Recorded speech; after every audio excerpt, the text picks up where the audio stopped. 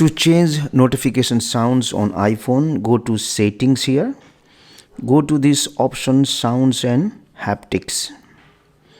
Now from here you can go to ringtone and change the ringtone for your incoming calls.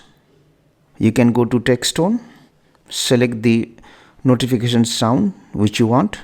Similarly, you can go to new voicemail and select other notification sounds. You have this new mail.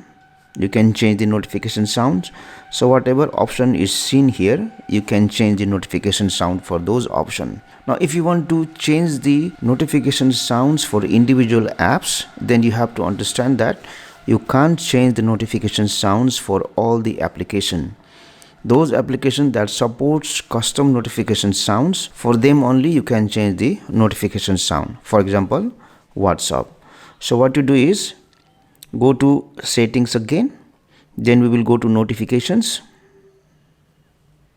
and from here we will look for WhatsApp. Open it, then go to this option WhatsApp notification settings. Go to sound and you can select custom notification sound. You have to check each apps individually whether you can change the notification sound for them or not.